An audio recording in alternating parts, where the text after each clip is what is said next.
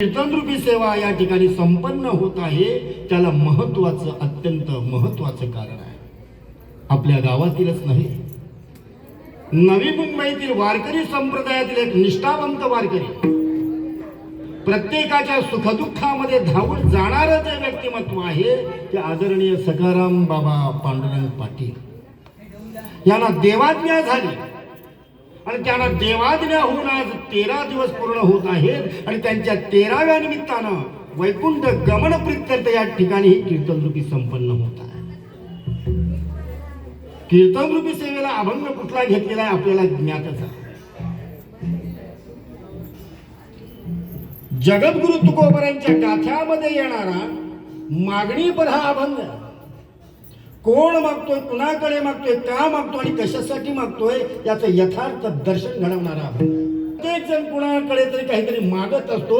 मागताना ज्याच्याकडे आपण मागतोय त्याच्याकडे मागण्याचा अधिकार तुम्हाला आम्हाला असावा. आपणही बाबांनीही दिंडीसाठी म्हणा, वारीसाठी म्हणा, गावामध्ये प्रत्येकाच्या घरी जाऊन दान मागितलं, परंतु कुणाकडे मागितलं की ज्याच्याकडे आपल्याला जायचं त्याच्याचकडे गेले. ज्या माणसाचा आपल्या जीवनामध्ये ओळख नाही, ज्या माणसाचा आपला परिचय नाही त्याच्याकडे मागणं हे वारकऱ्याला शोभत नाही. म्हणून सखाराम बाबाच्या जाण्यानं त्यांच्या पाटील कुटुंबियामध्ये तळवळी गावामध्ये आध्यात्मिक खूप मोठी पोकळी झालेली आहे. कारण कुठलंही कार्य गोठिवली गावामध्ये असो, घणसोली गावामध्ये असो, तळवळी गावामध्ये असो, सखाराम बाबा त्या ठिकाणी आवर्जून उपस्थित राहायचे. तळवळी गावाचा आध्यात्मिक इतिहास खूप मोठा आहे. मला जे माहिती आहे ते मी सांगतो. आदरणीय आपले कोशा बाबा असतील, आदरणीय आपले हिरा बाबा असतील,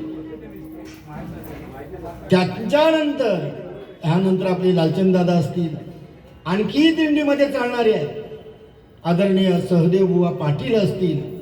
या सर्वांना नवे गावातीलच नव्हे, आपल्या नाक्यावरीलही काही लोकांना बाबांनी वारीचं वेड लावलं. बाबांनी जे जीवनामध्ये कुटुंबियांसाठी केलं त्याही पेक्षा जास्ती त्यांनी धर्मासाठी केलेलं आहे.